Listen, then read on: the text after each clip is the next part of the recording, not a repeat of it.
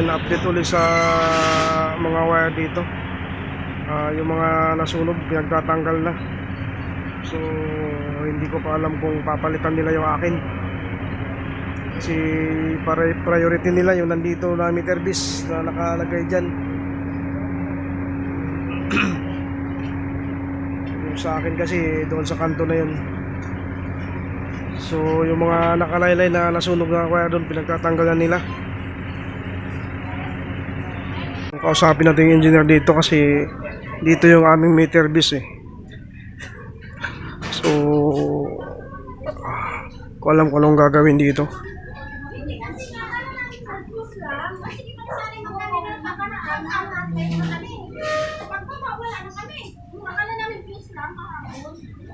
Doon sa ano na yun, sa may poste doon sa unahan na yun ng aking meter base.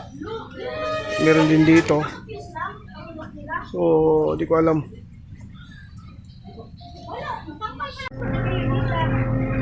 Ayun, kasagsagan pa rin na ginagawa ng Meralco yung mga kuryente rito.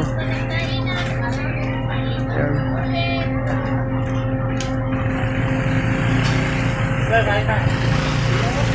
Yung akin baka sana makasama sa second batch, kasi doon sa kabila yung meter base natin. Pansin niyo dito yung mga nakalaylay ng wire na nasunog, wala na, tinanggalan nila lahat. Wala lang mga wire.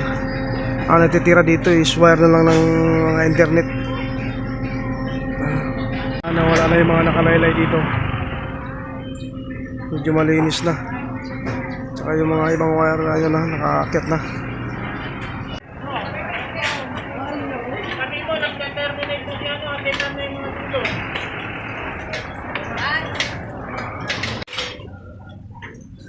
Medyo nag-double time sila dito ngayon kasi ang dami ng reklamo.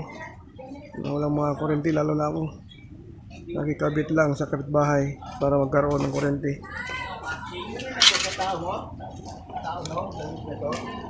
Sana nakasama tayo doon sa second batch na libre wire. Kasi ang mahal ng relocation, mga nasa 15,000 siguro ang relocation ng meter base. Hindi pa nadugtog.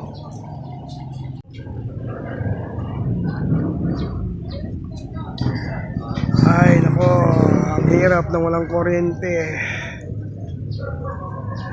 Ngayon lang pala ako nakapag-update mga idol kasi masama pakiramdam natin.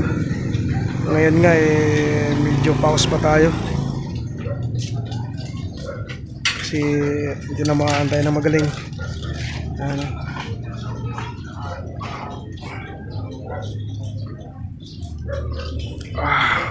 Ano muna sila, minto muna sila at ng tanghalian.